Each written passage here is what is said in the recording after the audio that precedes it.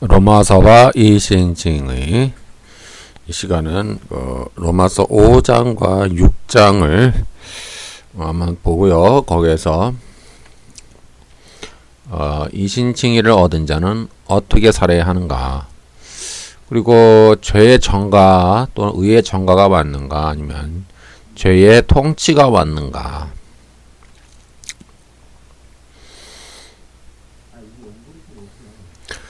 칭의의 개념은 과연 무엇인가? 이 바울 서신의 이 로마서에 등장하는 이 통치의 개념은 이 공간복음서의 천국 하나님 나라의 개념과 일치하는가? 이제 이런 부분을 통해서 한번 조명을 해보도록 하겠습니다. 5장을 보면은요, 이신칭의를 얻은 자는 환난을 두려워하지 않는다라고 말합니다. 바울 당시에 시대적 환경이 사실 그 고난과 핍박의 시기였죠. 수많은 고난 속에 핍박과 순교하는 시기였는데, 그래서 이제 이신칭의를 얻은 자는 환난을 맞을 준비를 하고 두려워하지 말라라고 강조합니다. 5장 3절 4절 다만 이뿐 아니라 우리가 환난 중에도 즐거워하나니 환난은 인내를, 인내는 연단을, 이런 식으로 쭉 나오죠. 8장 35절에도 보면은 누가 우리를 그리스도의 사랑에서 끊으리요, 환난이나 공고나 박해나 기근이나 적신이나 위험이나 칼이랴. 이렇게 환난 속에서도 낙심하지 않는 것은 그리스도의 사랑이 우리를 포기하지 않는다. 그런 환난과 공고와 핍박 속에서도 그리스도의 사랑은 우리 가운데 늘 거하고 계신다라고 하는 그런 확신 속에서 환난을 맞이하고 고난을 두려워하지 말아라 라고 강조합니다. 때문에 이신칭의를 얻은 자는 복음을 부끄러워하지 않죠. 왜냐하면 복음은 모든 믿는 자에게 구원을 주시는 하나님의 능력과 사랑이 담겨져 있기 때문에 그렇습니다. 1장 16절 내가 복음을 부끄러워하지 아니하노니 이 복음은 모든 믿는 자에게 구원을 주시는 하나님의 능력이 됨이라, 이렇게 말하고 있죠. 오늘날에 보면은 이신칭의를 얻은 자는 과연 환난을 어떻게 생각하고 있는가, 우리가 복음서를 5장을 통해서 한번 우리가 조명을 해봐야 되겠습니다. 우리가 환난을 정면으로 돌파하는가, 아니면 환난을 피해가려고 하는가. 환난을 복을 받지 못한 상태, 저주를 받은 상태, 하나님의 은혜에서 멀리 떨어진 상태로 이해하는 오늘날의 그 변질된 복음, 오늘날의 그 어떤 타락의 복음이라고 할까요? 아니면 번영의 신학, 긍정의 믿음, 이런 긍정의 신학의 관점에서는 환난은 저주죠, 저주. 근데 사도 바울은 이상하게 그렇게 말하지 않아요. 환난 중에도 우리는 즐거워한다. 환난은 인내를 만들어낸다. 인내는 연단을 만들어내고 연단은 소망을 이룬다. 환난을 당하라. 너희가 환난을 당하는 것은 너희가 하나님의 아들이고 하나님의 상속자임을 증거하는 표징이다. 계속 로마서에서 강조하고 있거든요. 근데 오늘날의 그 타락의 복음은 환난을 피하라. 환난은 복이 아니다. 환난은 저주다.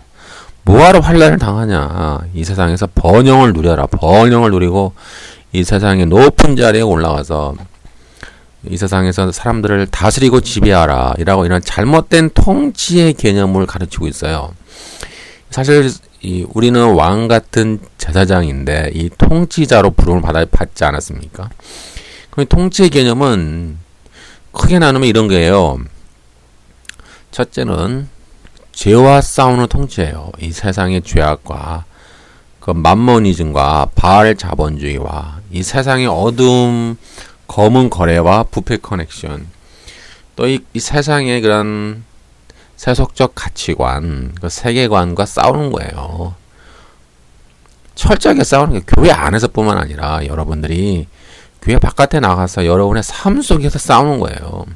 직장에서, 여러분의 일터에서, 여러분의 생계의 현장에서, 여러분의 가정에서, 기타 등등 많은 사람들과 만나는 그런 삶의 현장에서 여러분들이 싸우는 거죠. 그것이 통치의 개념이에요. 예? 높은 자리에 올라가서 여봐라. 권력을 얻는 것을 이 통치의 개념으로 이해를 해요. 정말 이게 위험한 사상이거든요. 또 하나의 통치의 개념은 로마서 창세기 1장에 있는 말씀처럼 땅을 정복하고 만물을 다스리라. 여기서 정복하라는 말은 파괴하고 너의 사적 이익을 위해서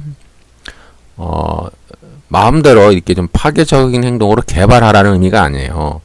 거기서 말은 정복하라는 말은 잘 관리하라, 잘 개간하라. 이렇게 밭을 개간하는 것처럼 개간하라, 잘 관리하라. 그런 뜻이에요. 그러니까 뭐 청지기의 자세를 말하는 거예요. 청지기와 관리자. 이런 것이 통치의 개념이거든요. 그래서 이 관리자는 자기가 사적 목적을 위해서 파괴하지 않아요. 자연 파괴하지 않아요. 저렇게 뭐 무분별하게 난개발하지 않아요. 하나님의 창조 목적을 위하여 선하게 아름답게 사용하고요. 공동의 유익을 위해 사용하고요. 이 자연이 파괴되지 않게 그 자애로운 마음, 사랑의 마음, 그 목소리를 들어가며 그들의 그 아픔을, 그들의 그 고통을 들어가며 그들과 함께 그들의 그들의 아픔을 들어가며 그들의 입장에 서서 그 피조세계를 잘 관리하는 거예요. 그것이 통치자의 직분이거든요. 근데 오늘날 타락의 복음은요, 권력과 통치를 같은 개념으로 봐요. 그래서 그것을 이제 높은 자리에 승진을 해서 높은 자리에 올라가서 권력의 자리에 올라가서 여러 가지 권력이 있겠죠. 뭐 정치 권력도 있겠고 아니면 뭐 경제 권력도 있겠고요. 뭐 행정의 권력이라고 할까요? 뭐 공무원, 하여튼 뭐 그 직급이 다 있지 않습니까? 그 높은 자리에 올라가서 사람들에게 여봐라 이렇게 명령 내리고 이거 해라 저거 해라 이렇게 뭐 지시하고 뭐 그딴 것을 통치자의 개념으로 생각하고 또 그러한 것을 어떤 뭐 축복의 상태로 생각하는 온라인 타락의 복음이 너무 많이 전해지고 있거든요. 근데 그것은 성경적 관점이 아니에요. 통치가 그런 통치가 아니에요. 그러니까 올바른 통치의 개념을 회복해야 돼요. 오늘날. 근데 이상하게 그런 번영신학, 뭐 긍정의 신학으로 가르치는 그런 이상한 그 목사들이나 강사들이 많더라고요. 인터넷 보니까. 그리고 거기에 또 미혹되어서 많은 성도들이 아멘 하고 그렇게 되면은 여러분들은 로마서를 찢어 버려줘야 돼요. 복음서에 있는 예수님의 말씀을 찢어야 돼요. 왜요? 예수님이 그랬잖아요. 제자들에게 너희는 환난을 받아라. 보혜사 성령께서 너희와 함께 하사 너희에게 진리를 인도해 주시고 너희가 그런 가운데서 증거할 수 있도록 복음을 증거할 수 있도록 또 내가 너희가 말한 모든 것을 기억나게 해주시고 진리로 너희를 가르쳐 줄 것이다. 너희가 환난을 당하나 담대하라. 내가 세상을 이겼노라. 라고 말씀이 있잖아요. 그 말씀 다 찢어버려야 돼요. 이 번영신학은 이 긍정의 믿음은 다 그걸 뭐 고난에 대한 거, 환난에 대한 거 그런 거 다 찢어버려야 돼요. 성경을. 왜냐하면 성경에는 그런 말이 많이 나와요. 환난을 받아야 된다. 고난을 즐거워해야 된다. 너희가 고난받는 것은 너희가 아들이고 하나님의 상속자임을 증거하는 표징이다. 환난 중에도 기뻐하라. 두려워하지 말라. 이런 말이 상당히 많이 나와요. 이 신학에도 보면 엄청나게 많이 나와요. 로마서뿐만 아니라 갈라디아서 뭐 기타 다른 서신들을 보면은 많이 나오고요. 특히 요한복음에도 많이 나오고요. 공간복음에도 보면은 많이 나와요. 여러분들 예수님의 가르침을 보세요. 뭐라고 말씀하시는가? 근데 오늘날 왜 이렇게 타락한 자들이 많죠? 교회 안에? 그러니까 제가 이런 말을 하면은 기분 나쁜 생각하지 마시고 우리가 정말 성경대로 복음의 원리를 회복해야 되는데 무엇이 잘못됐는가를 우리가 알아야 되잖아요. 그러니까 제가 그 부분을 제가 지적을 하는 거예요. 그러니까 오해는 하지 마시고 그럼 우리가 뭔가 잘못됐는가? 그럼 우리가 성경을 다시 한번 보자. 그럼 여러분들이 직접 성경을 읽어보세요. 아주 정말 이상한 자이 너무 많아요. 그래서 이들은 환난을 피해가라. 영광을 얻어야지, 축복을 받아야지, 환난과 고난은 건 저주다라고 오늘날 많이 가르치고 있잖아요. 그래서 오늘날의 이 교회 안에 퍼지는 이런 타락의 복음은 물질의 복, 만사형통의 복, 성공의 복, 건강의 복, 장수의 복, 종기의 복을 얻는 것을 최종 목적으로 하죠. 그리고 잘 먹고 잘 살고 살다가 높은 자리에 올라가서 여봐라, 이리 와라 지시하고 명령한 거, 그게 통치자의 통치자로 그 통치자 역할을 이제 잘못 착각하고 있고, 그리고 그러다 죽으면 천당 가는 거지 뭐. 근데 이딴 식으로 이제 신앙생활을, 믿음을, 성경의 삶을 이제 정의 내리고 있다는 말이에요. 그러니까 신앙관이 잘못되어 있어요. 많이 좀 변질되어 있다 이 말이에요. 이거 회복을 해야 되거든요. 회복해야 돼요. 근데 사도 바울은 뭐라고 그러냐면은, 너희는 환난 중에도 즐거워해라. 환난을 기뻐해야 돼. 그러면서 5장 5절, 소망이 우리를 부끄럽게 하지 아니하면 우리에게 주신 성령으로 말미암아 하나님의 사랑이 우리 마음에 부은 바 됨이니. 그러니까 고난을 쭉 얘기하는 거예요. 고난을 받고 연단을 받고 그러면 너희 가운데 소망이 생긴다. 중요한 말씀이에요. 너희가 인내, 환난과 고난 가운데서 너희 안에 인내가 생기고 내 안에 인내가 또 연단을 만들어내면서 너희에게 소망이 이루어지고 너희가 그 소망이 내 안에 싹이 트면서 하나님의 그 사랑이 너희 마음에 부어진다라는 거예요. 하나님의 진정한 사랑이요, 여러분들이 고난과 환난 가운데 여러분 마음속에 부어진다는 거예요.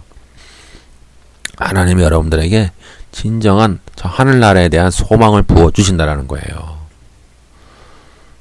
이것을 회복해야 돼요.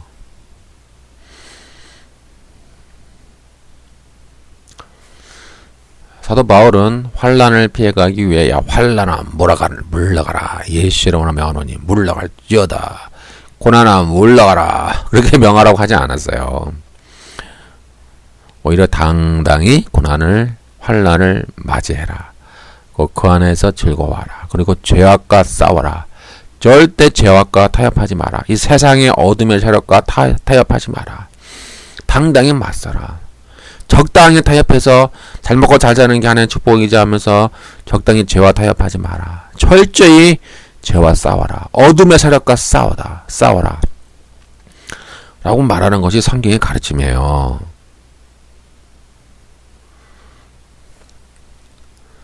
칭의의 근거는 무엇일까? 그것은 그리스도의 의로운 행위이죠. 그리스도의 의로운 행위는 우리 인간의 자기 의와 대조되죠. 인간의 자기 의는 자기 스스로가 구원을 만들어내기 위해, 구원에 도달하기 위해서 인간 스스로 어떤 열심과 종교적 행위를 하는 것을 말하죠. 그러나 그렇게 해가지고 하나님에게 도달할 수도 없을 뿐더러 하나님과의 그 긴밀한 생명력 있는 그 관계를 맺을 수가 없어요.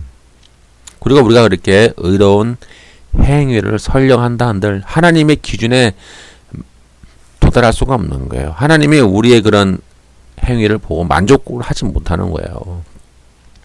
만족이 될 수가 없는 거예요. 오직 하나님의 마음에 만족이 된 행위는 그리스도의 의로운 행위가 되는 거예요.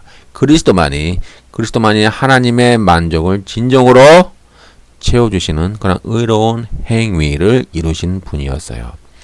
5장 18절 19절, 그런즉 한 범죄로 많은 사람이 정죄에 이른 것 같이 한 의로운 행위로 말미암아 많은 사람이 의롭다 하심을 받아 생명에 이르렀느니라. 한 사람이 순종치 아니함으로 많은 사람이 죄인 된 것 같이 한 사람이 순종하심으로 많은 사람이 의인이 되었느니라. 이렇게 그리스도의 의로운 행위에 대하여 쭉 기술하고 있죠. 그는 어떤 것이 그리스도의 의로운 행위인가? 당연히 십자가의 죽으심이죠. 우리의 모든 죄악을 담당하셔서 십자가에 죽으신 그 주님. 그래서 그에 대한 구체적인 것을 기술하고 있어요. 5장 6절, 8절, 10절에 보면 우리가 아직 연약할 때에 기약대로 그리스도께서 경건하지 않은 자를 위하여 죽으셨도다. 우리가 아직 죄인 되었을 때에 그리스도께서 우리를 위하여 죽으심으로 하나님께서 우리에 대한 자기의 사랑을 확증하셨느니라. 곧 우리가 원수 되었을 때에 그 아들의 죽으심으로 말미암아 하나님과 화목되게 되었은즉 화목된 자로서 더욱 그의 살아나심으로 말미암아 구원을 받을 것이니라. 이제 이러한 것이 그리스도의 의로운 행위죠. 특히 5장 6절, 8절, 10절이 아주 그 핵심적인 사항을 잘 기술을 해놨어요. 우리가 아직 연약할 때에 우리를 위하여 죽으신 행위. 우리가 아직 죄인 되었을 때에 우리를 위하여 죽으신 그 행위. 우리가 원수 되었을 때에 그의 죽으심의 그 행위. 그런 말미암아 우리가 하나님과 화목게 되어진 그러한 사건. 이것이 이제 그리스도께서 성취하신 의로운 행위가 됩니다. 그래서 우리는 그런 그리스도의 의로운 행위로 말미암아 하늘의 생명을 받았죠. 하나님의 의를 우리가 부여받았습니다. 이러한 그리스도의 의로운 행위는 아담의 범죄와 대조가 되죠. 아담의 범죄로 말미암아 이 세상에 죄와 사망의 지배가 왔으나 그리스도의 의로운 행위로 말미암아 세상에 의와 생명의 통치가 왔습니다. 아담의 범죄로 많은 사람이 정죄와 심판에 이르렀으나 그리스도의 의로운 행위로 말미암아 많은 사람이 의롭다 하심을 받아 은혜를 선물로 받고 생명을 얻게 되었습니다. 여기서 중요한 개념이 하나 나오죠. 화목제물. 이것은 제가 앞에도 말씀드린 것처럼 어떤 언약적 관점이라고 말씀드렸어요. 그러니까 화목이라고 하는 것은 하나님과 인간 사이에 그 깨어진 관계를 다시 회복시켜서 하나님이 아버지가 되고 그 인간이 아들이 되는 그런 언약 관계를 회복하는 거예요. 그것이 화목제물로 주님이 드려지신 것이죠. 그래서 제가 항상 로마서를 언약 관계로 봐야지, 언약적 관점에서 봐야지, 법정적 층이 법정적 관점에서 보면 안 돼요. 제가 그래서 그 조직신학을 저도 많이 공부했어요. 저도 조직신학, 교리신학 많이 공부했는데 그 보면은 잘 안 맞는 부분이 있어요. 특히 성경신학과 잘 안 맞는 부분이니까 매치가 잘 안 된단 말이에요. 조화가 안 된다 이 말이에요. 그 왜냐하면 이것을 여기저기 성경 구절을 띄다가 어떤 교리화를 만든 건 좋은데 그 교리화 가운데 너무 인위적으로 맞는 부분이 있어요. 교리를. 그래서 이러한 예를 들면은 뭐 원죄의 개념, 그것도 제가 한번 비판을 했는데 원죄의 개념도 그러고 이러한 이제 법정적 그런 측면도 마찬가지고.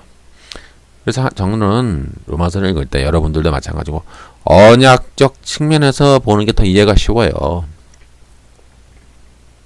그 주님이 이렇게 화목제물로 오심으로써 하나님과 그 백성과의 그 언약 관계를 성립시켜 주신 거예요. 그 3장 25절 이 예수를 하나님이 그의 피로써 말미암아 화목제물로 세우셨으니 이게 나오죠.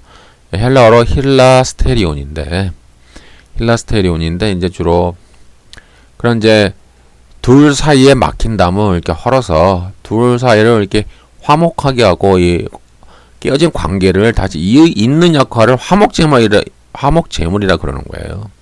그러니까 주님이 그런 역할을 담당하셨고 그것이 이제 의로운 행위예요. 그리스도의 의로운 행위로 말미암아 우리가 하나님과의 관계가 회복되었고 하나님으로부터 우리가 의와 구원과 하늘의 충만한 생명을 받은 거예요.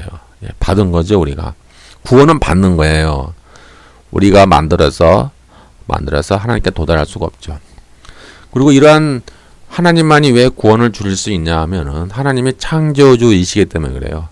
창조주 외에는 구원을 줄 수가 없어요. 때문에 창조주를 인정하지 않는 타 종류들 많이 있잖아요. 그들은 그들 스스로가 구원을 이루어내려고 그러죠. 그는 그들의 행위로 말미암아 자신들의 행위와 어떤 종교적 수련으로 말미암아 스스로 구원에 도달하려고 하지만 그것은 결국 실패하기 때문에 안 돼요. 왜요? 피조물은 스스로가 구원을 만들어낼 수가 없어요. 창조주만이 구원을 주시는 거예요. 온 우주를 만든 창조주이기 때문에 이 피조물인 인간에게 구원을 주시는 거예요. 선물로. 주시는 거죠. 그 믿음은 뭐예요? 그 구원을 주시는 것을 우리가 그거를 믿음으로 수납하는 거 받아들이는 거예요. 받아들이고 그것을 인정하고 내 안에 모셔드리고 그분의 통치와 주권 안에 내가 복종하는 거예요. 그것이 믿음이죠. 때문에 이 창조신앙과 구원신앙은 연결이 돼요. 서로 분리될 수가 없어요. 창조신앙이요 거부가 되면은 구원신앙이 이루어질 수 없어요. 구원, 칭의가 이루어질 수 없어요. 그러면 우리가 과연 죄가 전가되었는가? 뭐 원죄, 자범죄 이런 거, 교리적인 거, 과연 죄의 지배인가? 이렇게 이제 카톨릭에도 이런 관점을 많이 써요. 원죄, 자범죄 많이 써요. 제가 좀 카톨릭 교리를 조금 제가 공부를 해봤거든요. 제가 이제 미션 스쿨에 다녔어서 옛날 학교 다닐 때 중고등학교 때 그 미션 스쿨에서 이제 교리 공부를 했었어요. 그래서 좀 아는데 그런 거 보면은 이제 카톨릭에서 주로 원죄, 자범죄를 좀 쓰고 개신교 안에도 그런 개념을 많이 쓰더라고요. 근데 저는 이런 교리적 접근은 좀 온전하지가 않다, 잘 정확하지가 않다라고 저는 좀 말을 하고 있고요. 오히려 그 성경 그리고 아까도 말씀드린 그 법정적 측면, 칭의 그런 것도 잘 안 맞고요.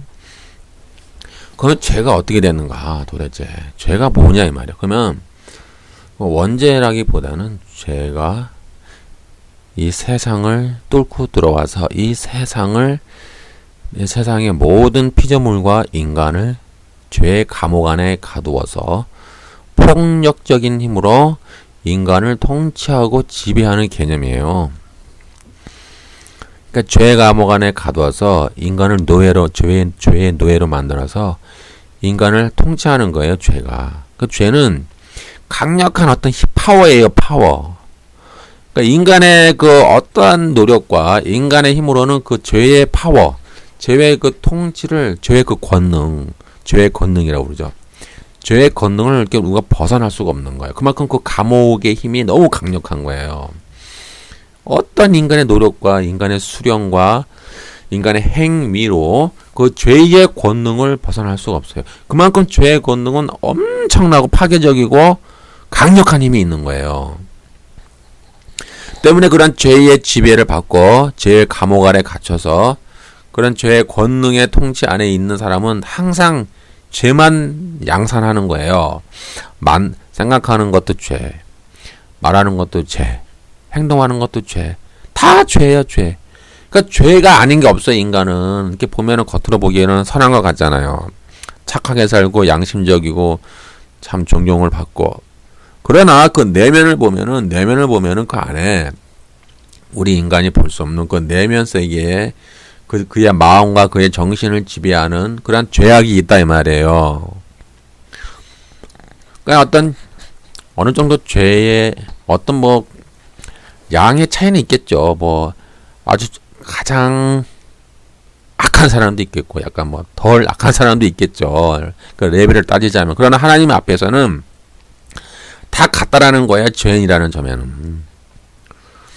뭐 착한 죄인도 있고 아주 못된 죄인도 있는지는 모르겠습니다만 하나님 앞에 착한 죄인이든 못된 죄인이든 다 똑같은 죄인이라는 거예요. 하나님 앞에는.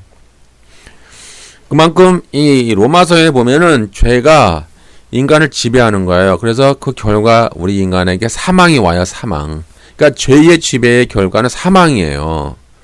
사망이 올 수밖에 없는 거 왜? 심판이니까. 그래서 죄와 사망을 이렇게 같이 봐도 돼요. 그래서 죄와 사망의 통치가 이 세상에 뚫고 들어왔다.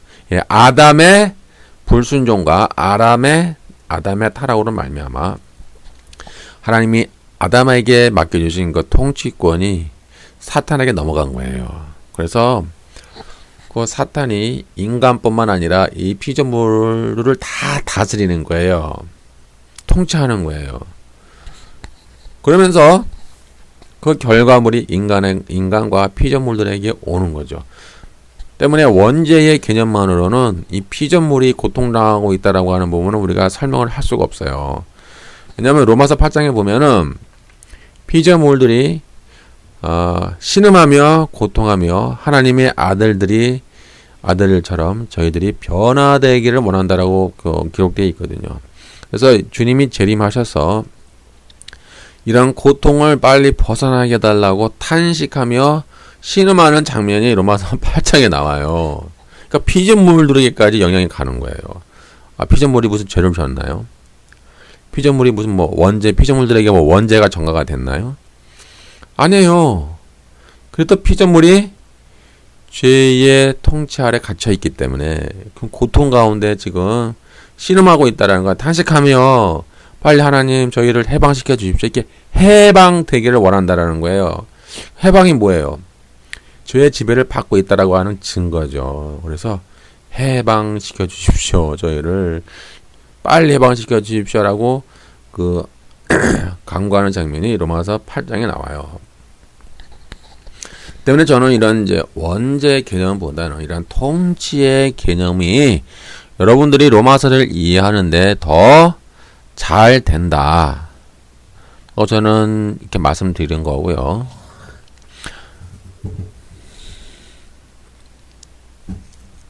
때문에 이런 죄와 사망의 통치로 말미암아 그 죄와 사망이 왕노릇하는 거예요. 왕노릇.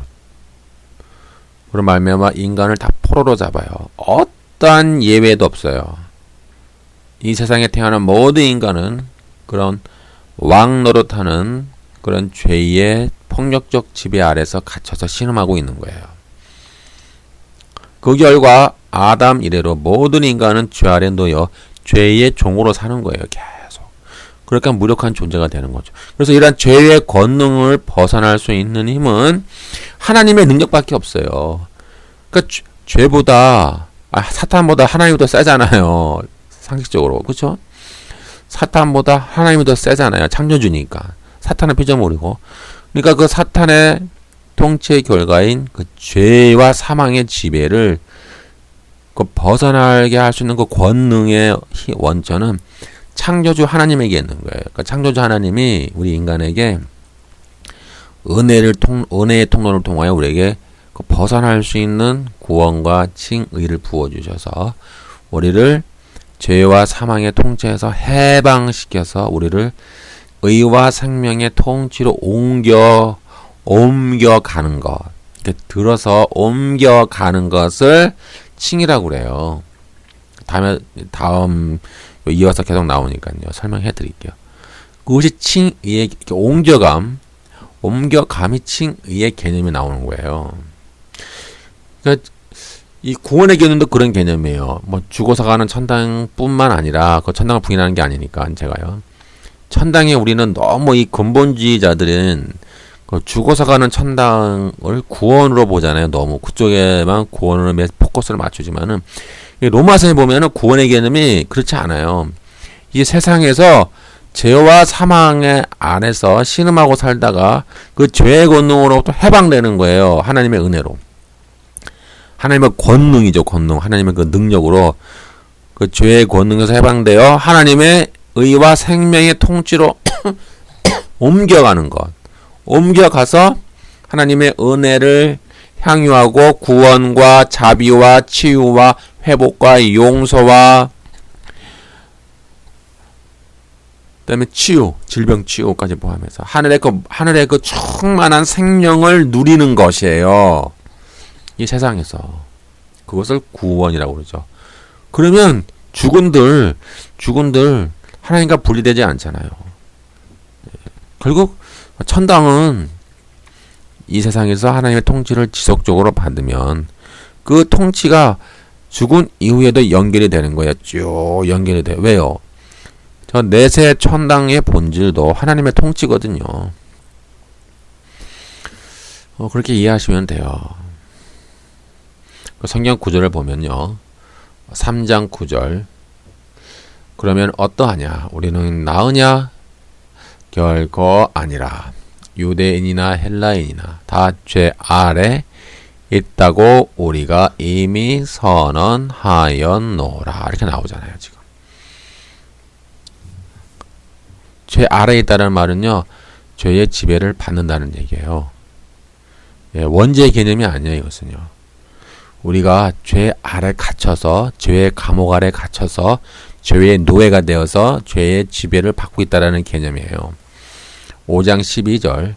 그러므로 한 사람으로 말미암아 죄가 세상에 들어오고, 이 중요한 개념이죠.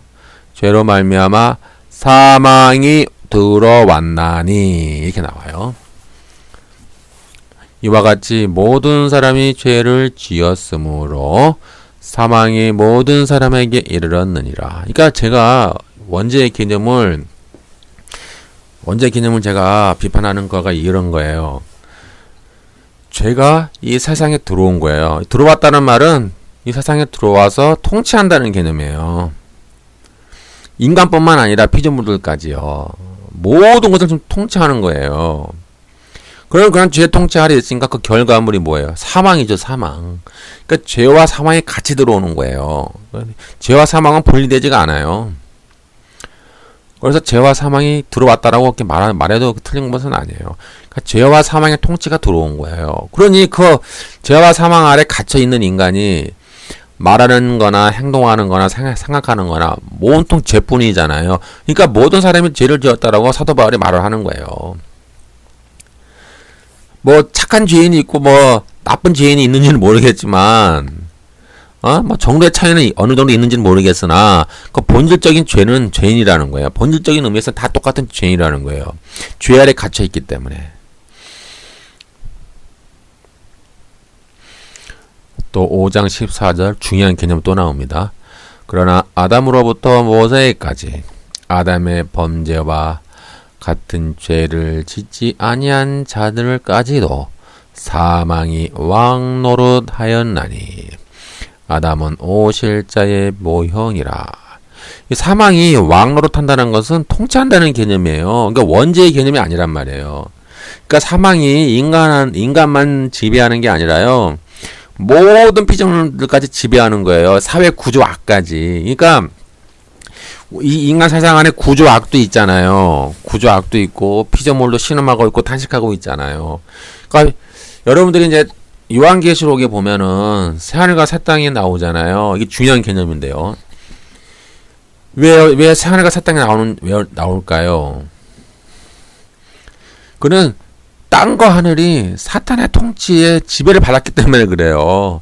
그러니까 새하늘과 새 땅은 사탄의 통치를 받았던 땅과 하늘과 바다, 특히 바다는 요한계시록을 보면은 그 짐승의 활동 영역이거든요. 그러니까 세속을 말해요. 세속. 상징적인 거예요. 세속과 죄악과 짐승과 사탄이 활동했던 영역을 이제 바다라고 그러는데 다 사라지잖아요.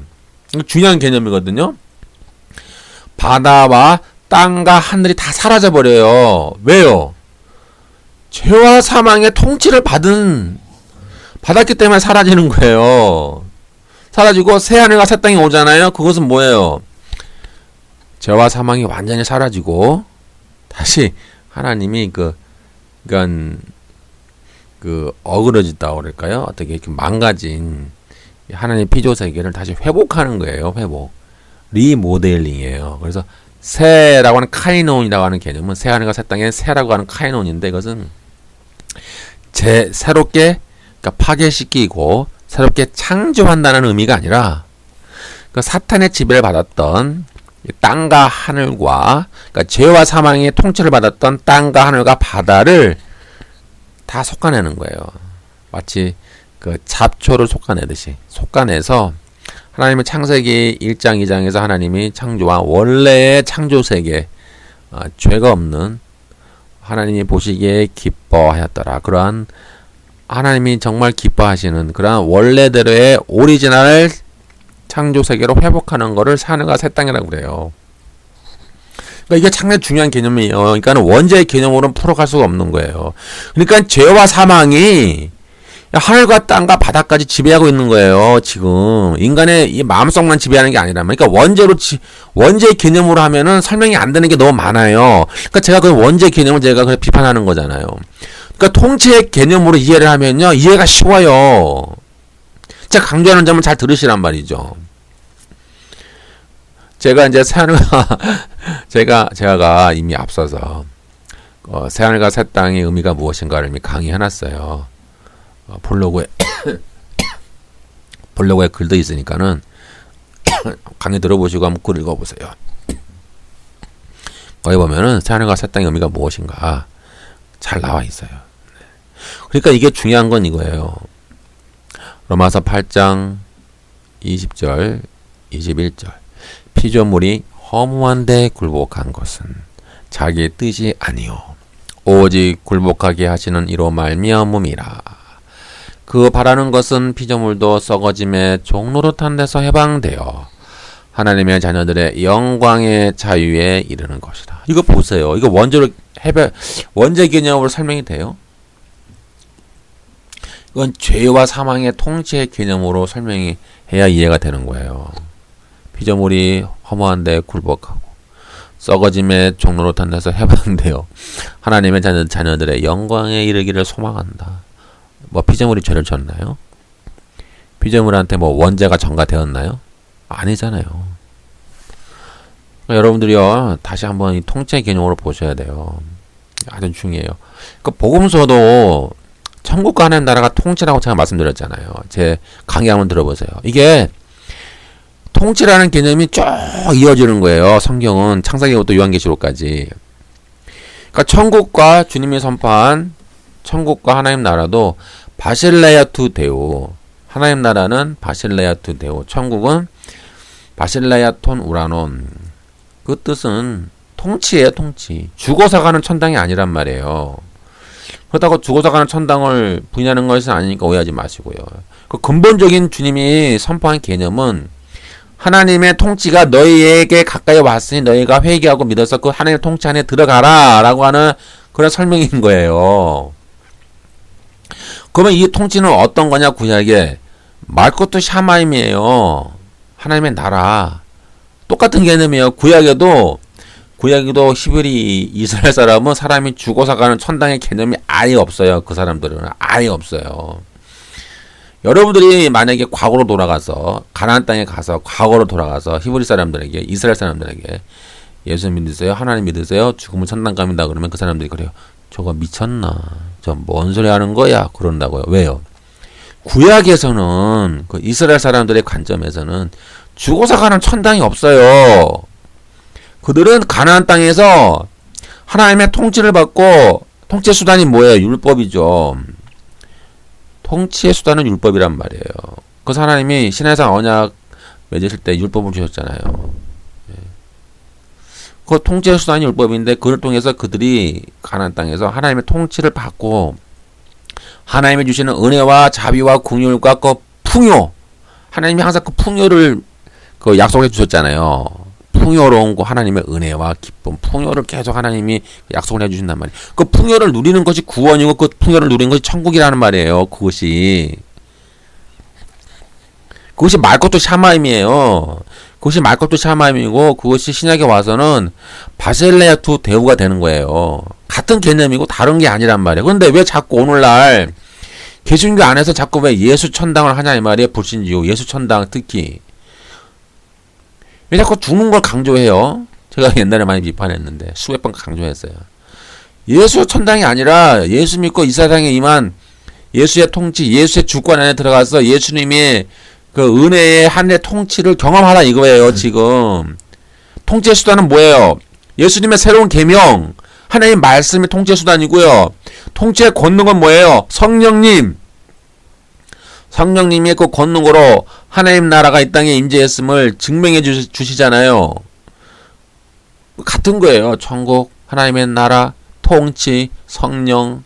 같은 개념으로 쭉 묶어지는 거예요.